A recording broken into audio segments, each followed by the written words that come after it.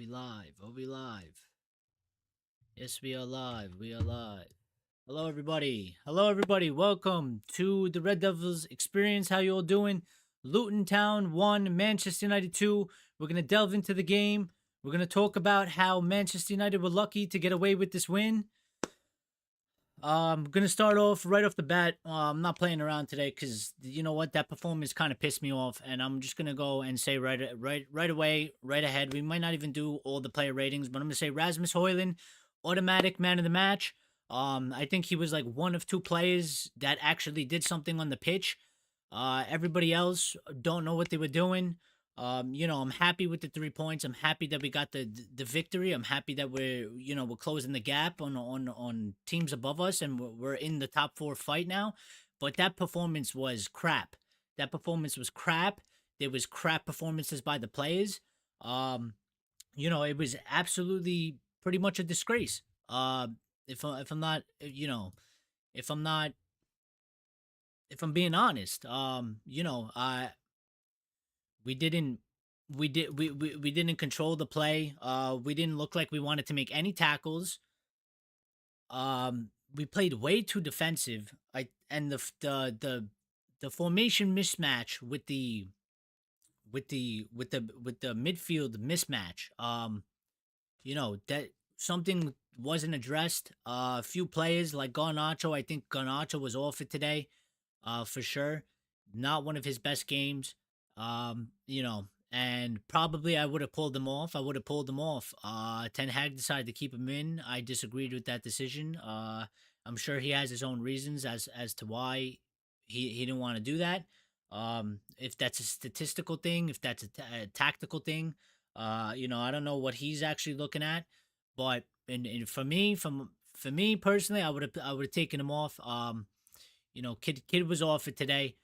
Kobe Mainu, he's one of two players that I think actually did something today. Kobe, uh, at times wasn't impacting the game, but then he would come alive, kept his calmness, kept his composure like always. There was a few times throughout that match where he was absolutely just silky, man. He cut through like three or four players, kept the ball, and I'm looking at him thinking he's gonna lose possession, and he's weaving through three or four players. So I think Kobe. I think it comes with part of his game that he's a young guy. Sometimes, he's not doing everything perfect, but he's still making an impact. And when he gets the chance to do so, he does it on the pitch. I think Rasmus Hoyland and I think Kobe Mainu were the two best players that played today. And I think Rashford was missing.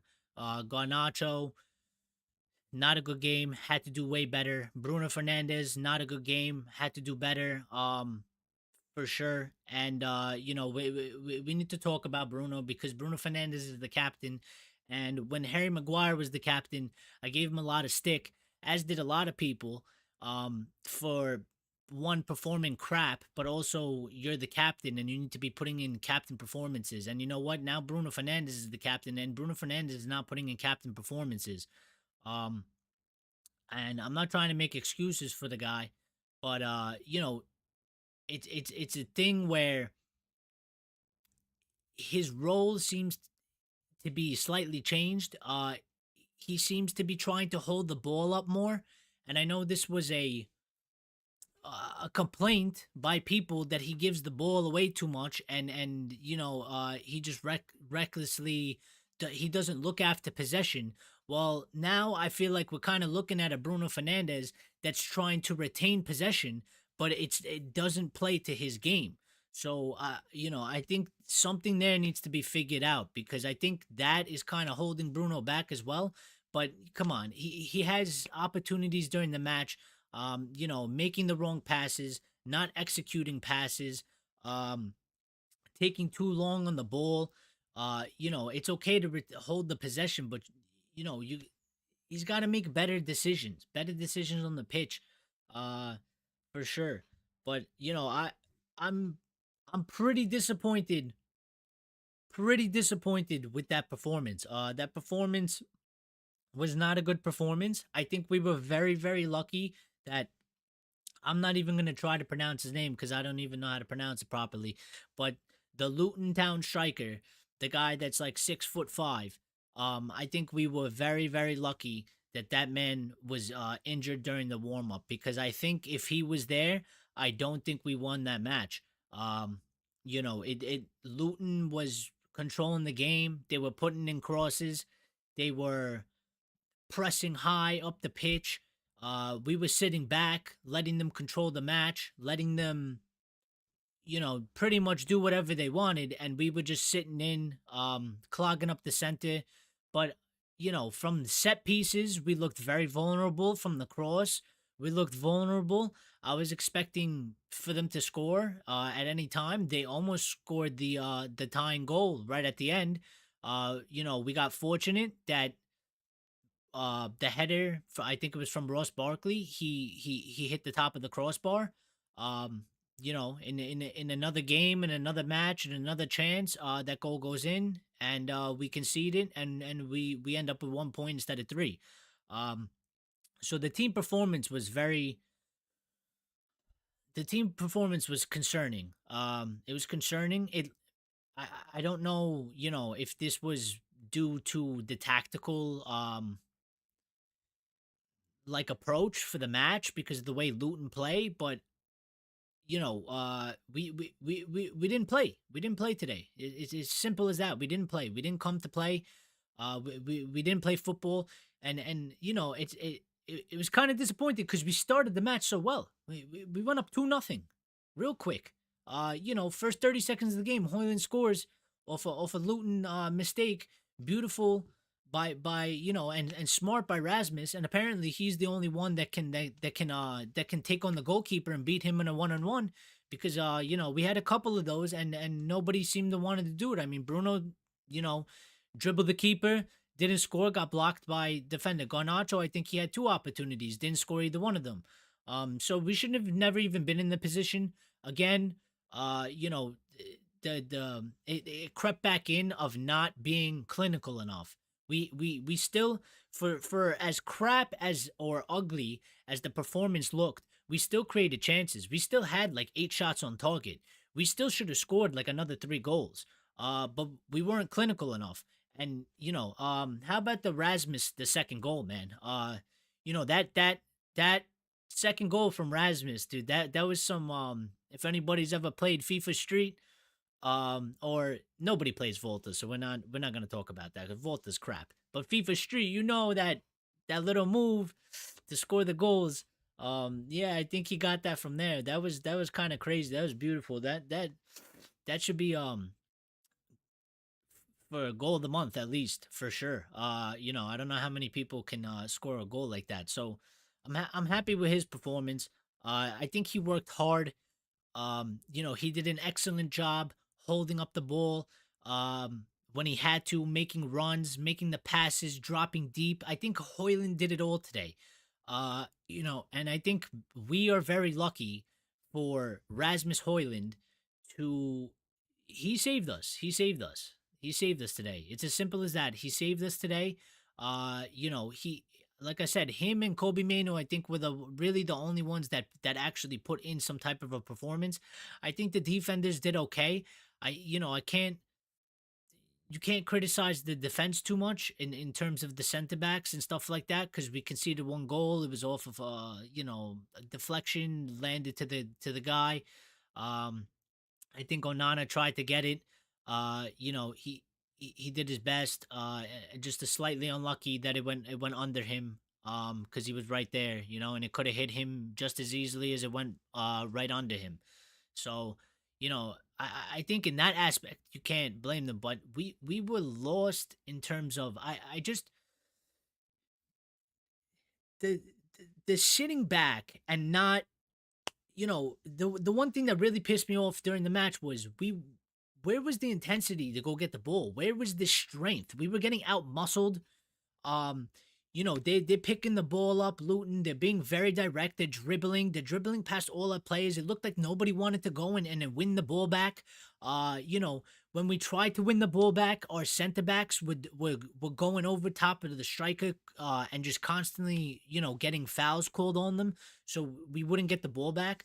I think that was the most frustrating part of the game. It was just like there was a lot of parts of that game where it was like we just looked happy to just sit there and watch them play football and be like, you know, go ahead and try and score because it seemed like we considered you crap, and I don't like that approach. Um, we we started off really good and then it just dropped. It dropped off, and I don't understand why that was a thing. We never got a grasp of the game. Uh, and we could have easily shut that game out in the first 15 minutes of the game. We could have shut it out. We were up 2-0. They got a goal 2-1. We had multiple chances to go up 3-1, and we didn't do it. We didn't do it. So, these are things that we need to figure out. Luke Shaw off the pitch before even halftime went straight down to the tunnel. This listen, if he wasn't fit, why are you playing him? If he wasn't fit, if he wasn't 100% recovered, why are we starting Luke Shaw? Because now you're saying that he's probably going to miss a few weeks. I unless it was a precautionary thing and he wasn't too injured, but why are we rushing Luke Shaw back? Uh, you know, this is a problem. Listen, we have injury problems. Wan-Bissaka is not there, so you can't shift the load to the left to play Wan-Bissaka on the right, right? We had Regulon, we let him leave. And where's Malasia? Like, why are these things why are we short on left backs? These is something that needs to be figured out here. It doesn't make any sense. Um, so you know, and not for nothing, but we had, for the first time, we started a starting 11 for the second time in a row with no changes since August, and that lasted not even a half a game of football because we lost Luke Shaw. Casemiro had to go off because he got a yellow card. Maguire was looking awful. Didn't look like he was just being outpaced and outmuscled. He made that huge mistake that thankfully they didn't score a goal from. I mean, I don't know what the hell he was thinking there. I don't know what he thought he was trying to do. That was sloppy. He was sleeping when he made that. So, for me, there's a lot of things that we need to work on. And I guess we'll do some player ratings. I'll give him some player ratings. I'll try and keep it brief. I want to go over some of the comments that were made after. Let's talk about that. And I don't want this to run too long. So, um, quick fire. We're gonna do it. Andre Onana, I give him a 6. I think he did pretty good. Um, there wasn't too much to complain about. You could have maybe you could have said he could have done better on the goal, just getting a little bit bigger. But I don't think I don't think the goal was actually his fault. Otherwise, he did good. He made saves that he needed to make. He distributed the ball as well as possible, considering the fact of our players are sitting on top of each other. They weren't getting as open. So I think he had a pretty average game. Diego Delo, I think 6. I think he had a pretty average game too. I don't think he was bad. Um, but he wasn't like how he was in the last previous two matches. Definitely dropped down a little bit. But that comes with the whole team's performance because the whole team dropped in performance if you're comparing them to the last two matches. Um, so Rafael Varane, I give him a 6. Average as well, I think, but he did his job. Maguire gets a 5.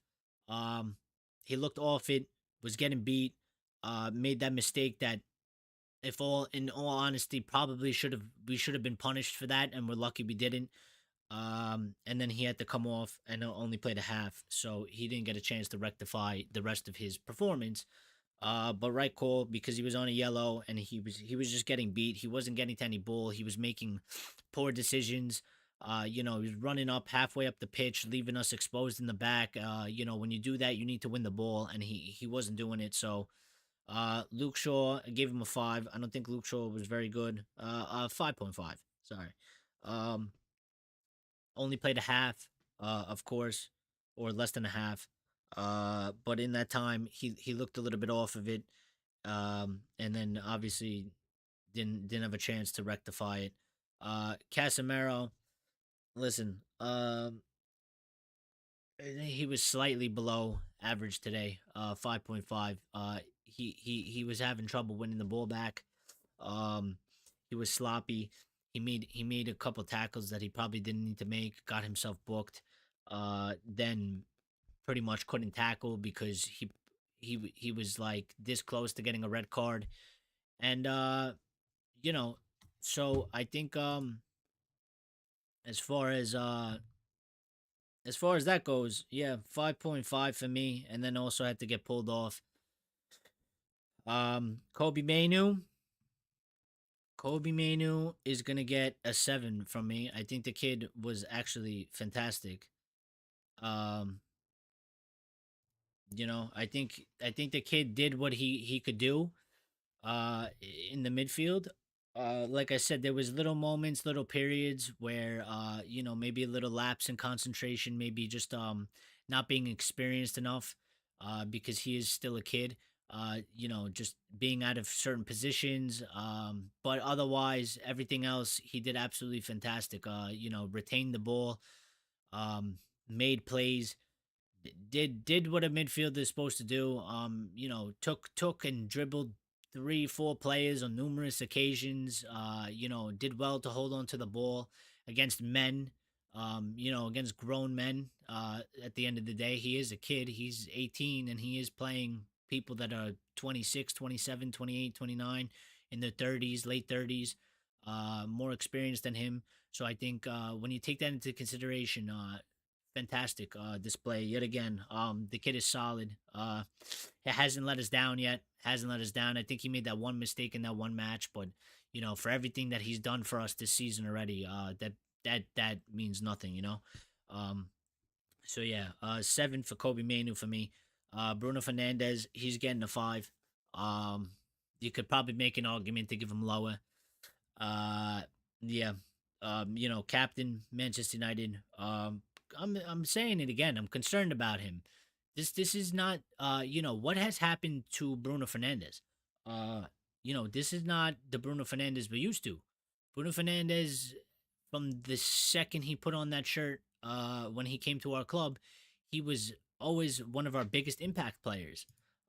He was either getting a goal, an assist, or you know um and he's not looked like that this whole season for us, and I don't know what's going on. I don't know if it's the captaincy. I don't know if it's because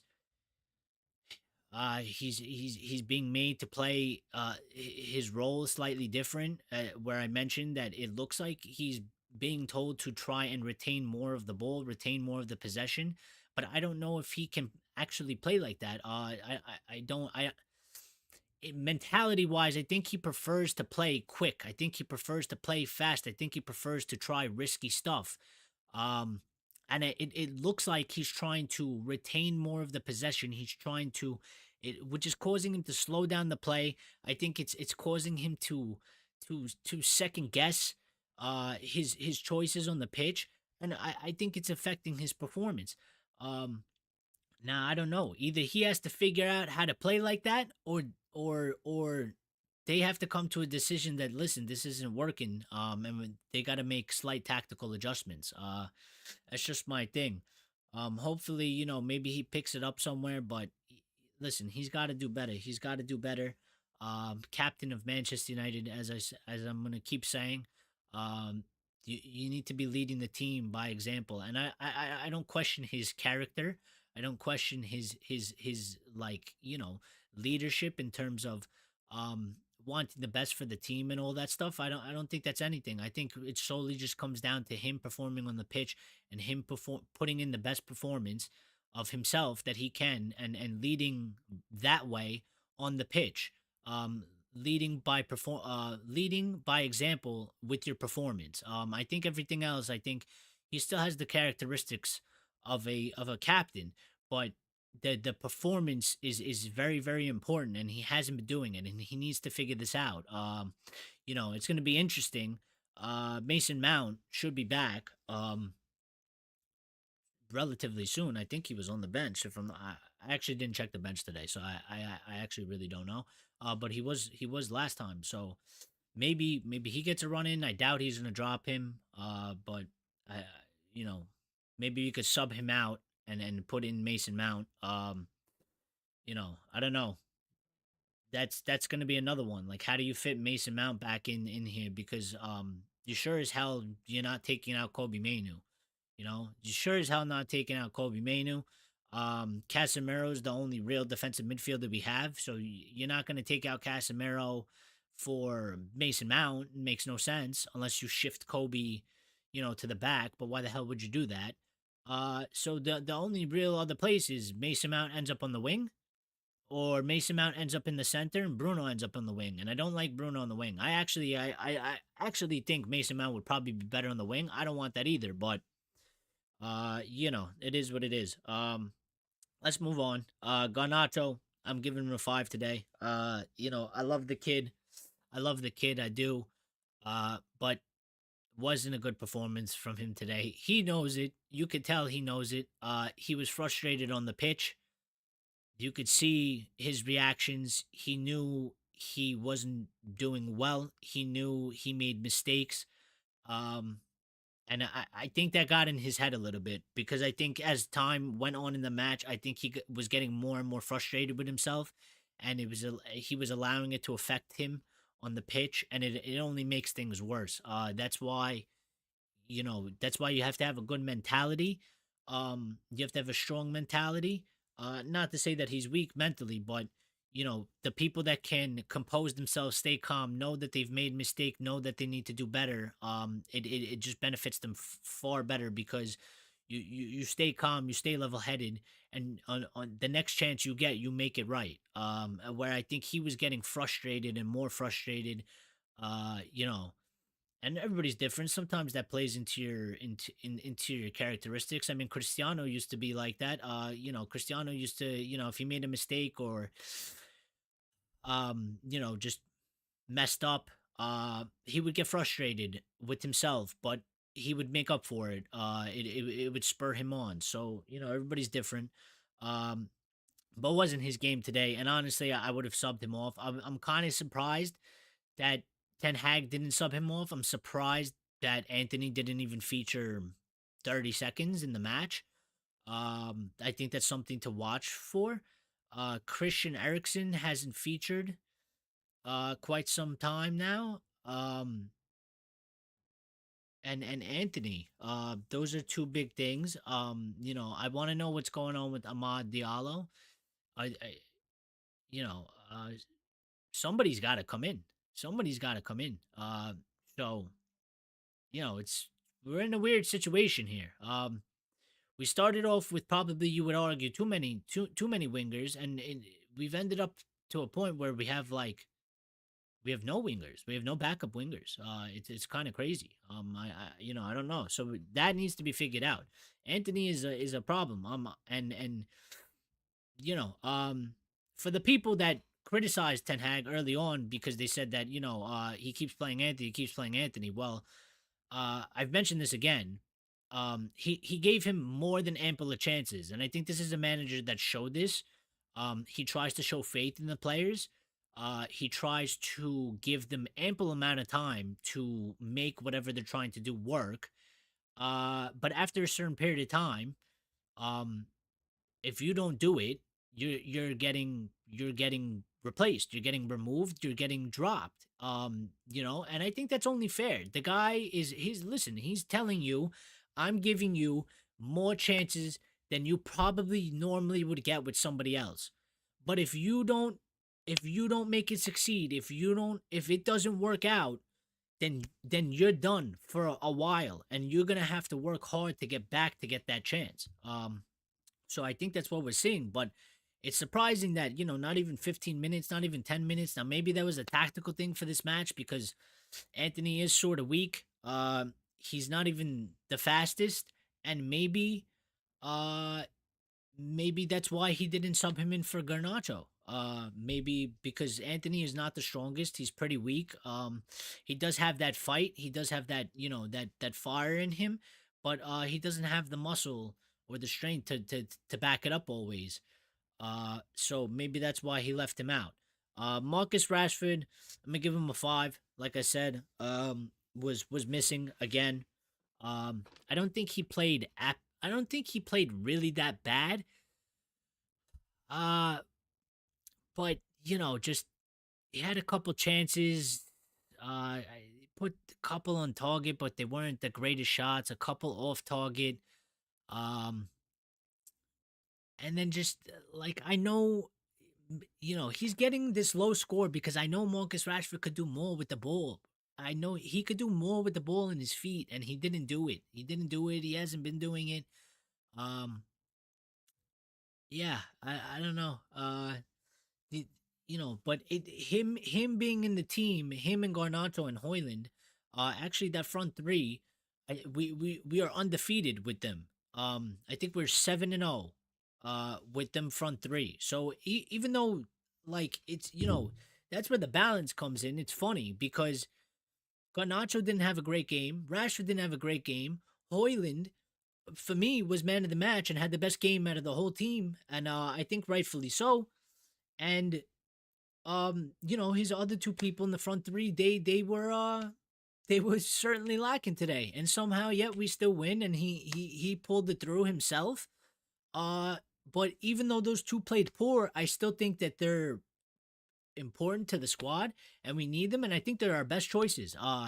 Unfortunately, this is why Sir Jim, Ineos, they need to build a real squad. We need to have real depth so that when these players are playing like this, we have to have real viable and good backup options. Somebody to put pressure. There's got to be somebody to come on here. Anthony's not doing it. I don't know what's going on with Diallo. I don't know if he's not good enough. I don't know if he's like too injury prone because he seems to get injured a lot. So I don't know what that is, but hopefully Rashford figures it out. And Garnacho, I actually don't even doubt the kid. I think you're gonna have an off game. You're gonna have a bad game every once in a while. Um, so I think he'll find himself again. But Rashford, yeah, we need him to come good, man. He's been struggling, and hopefully he pulls through it. So Rasmus Højlund, like we said in the beginning, 8, my man of the match.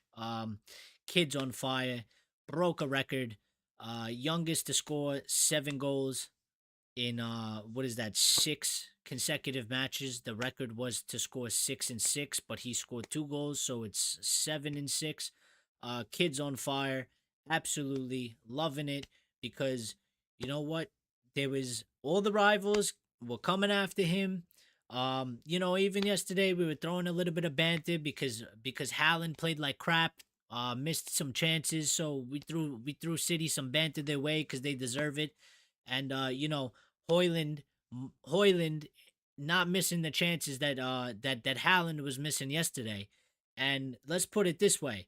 They're still hating on him because they're trying to say guy went 10 matches without scoring a goal. Listen, if Rasmus Hoyland was getting the service that Erling Haaland gets at Manchester City, this kid would be in double figures at the top of the Premier League goal scoring table for sure.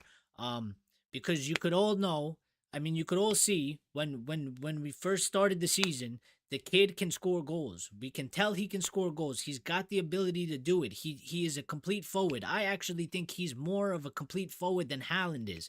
I think Haaland doesn't offer much with the ball in his feet. I don't think Haaland makes the best of runs. And I don't think Haaland can pass the ball. I think Hoyland is a way more complete striker than him. The only difference is one is playing on a well-oiled machine that's been winning things for 10 years, and the other one's playing on a team that's been struggling for 10 years.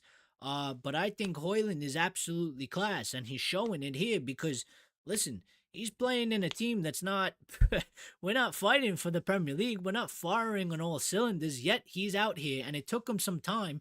But come on, he, like I've mentioned previously, his first season, played for Atalanta, didn't play that many games. He comes to Manchester United. You come play in the Premier League, a faster league, a stronger league.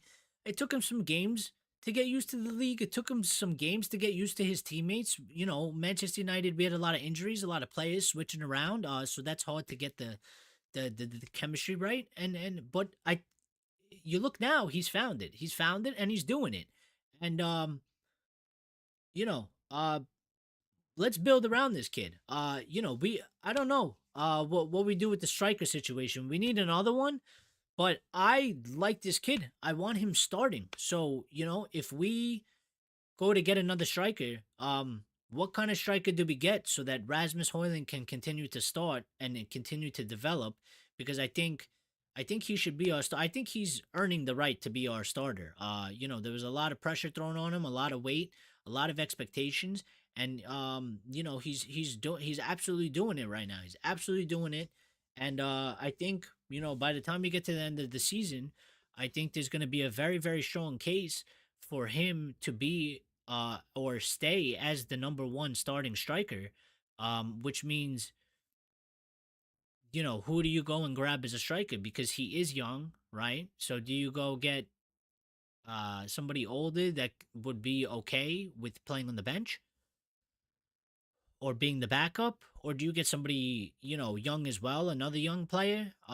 Is that a good mixture to have two young strikers? I don't know. I don't know. We got to give that one some more thought. But man of the match for me, Lindelof, he's getting a six.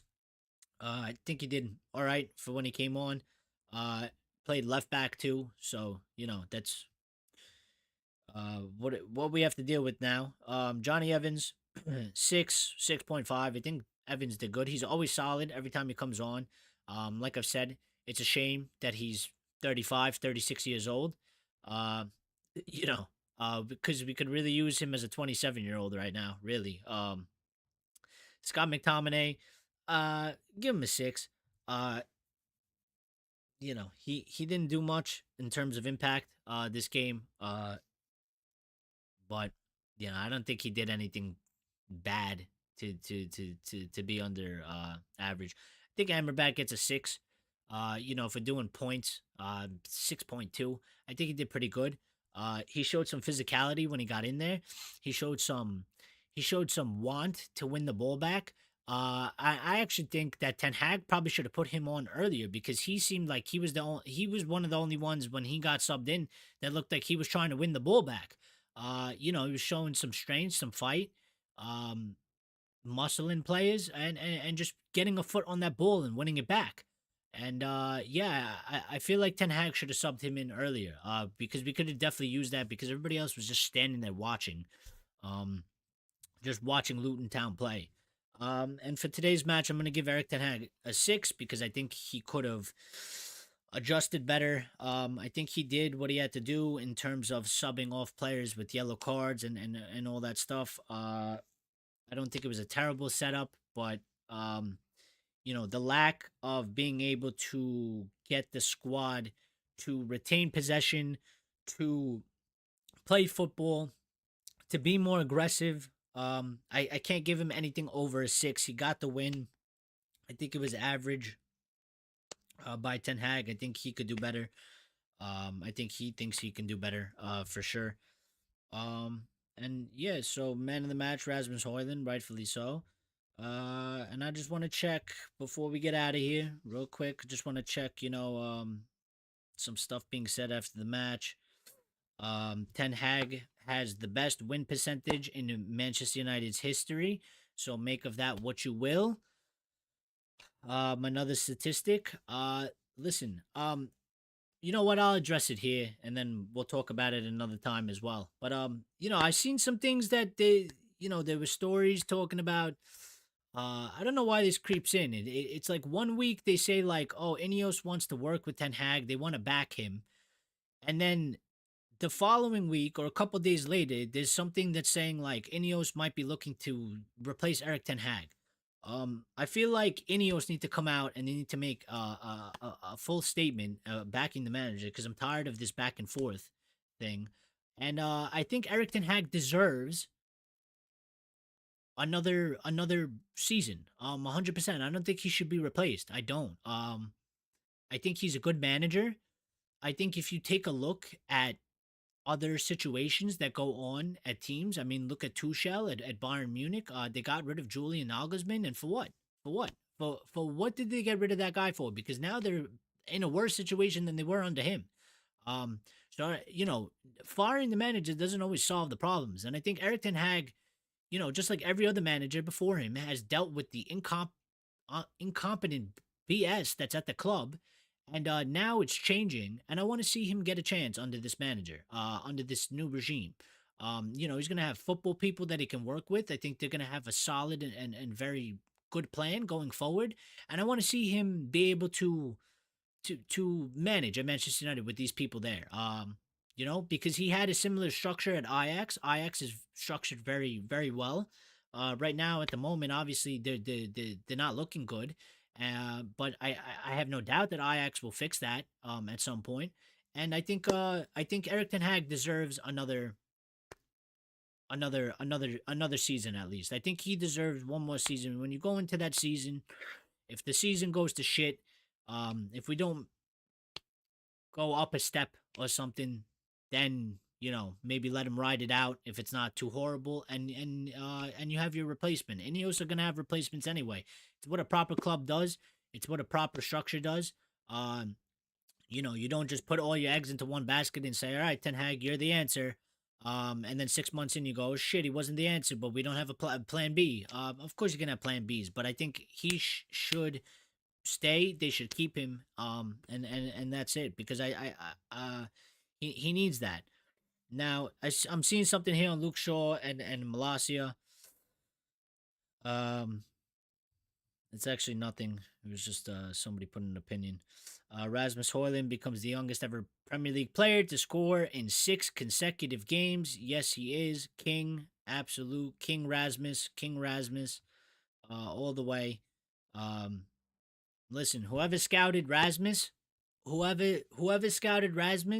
listen to that guy more, because whatever he saw, whatever he saw in that kid, he got it right.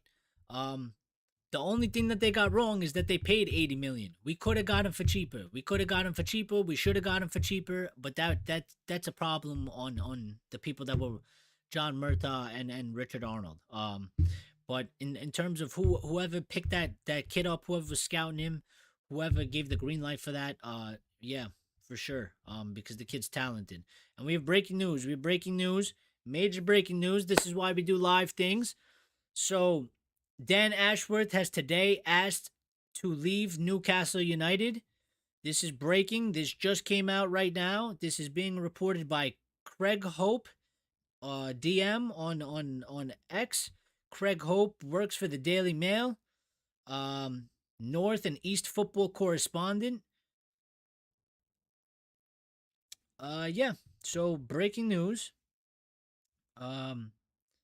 It is now up to Manchester United to meet the terms of buying out his contract. This is why we do live shows. So Dan Ashworth, asking Newcastle United to leave today. So it looks all set up that he is coming to Manchester United. This is exciting and good breaking news.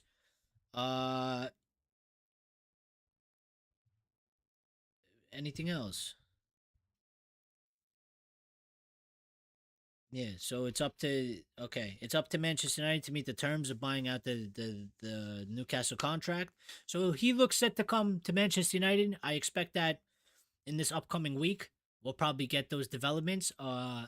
Because I'm pretty sure that the Premier League or the FA are supposed to ratify the Sir Jim deal, and like I've been saying, pretty much all week and last week, as soon as that deal is ratified, I think they're gonna announce at least uh director of football, maybe the technical director as well. I think as soon as they're announced, I think they're gonna start flying through. They're gonna start flying through appointments. Because they're not moving. So I'm just here.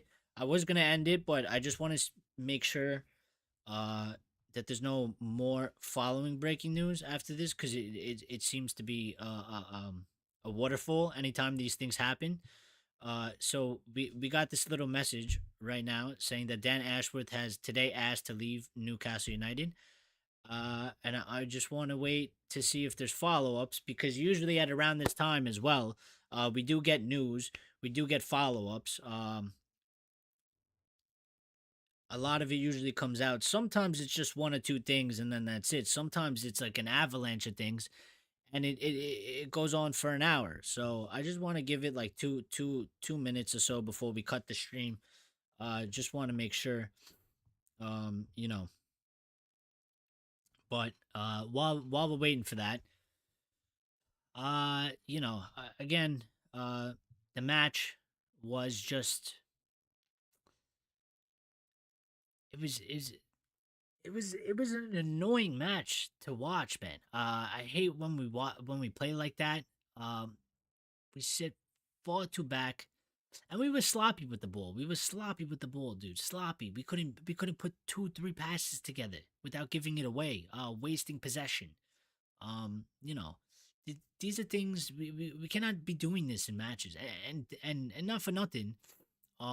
See, my suspicion with this team is, if we weren't playing Luton Town and we were playing like a bigger team, maybe if we're playing like a Newcastle or something like that, or even like an Arsenal or whatever, I don't, I feel like those players don't even put in that performance. I think it's because we go to Luton, the place is small, they're small, the atmosphere isn't like the, up to Premier League standards, I guess you would say.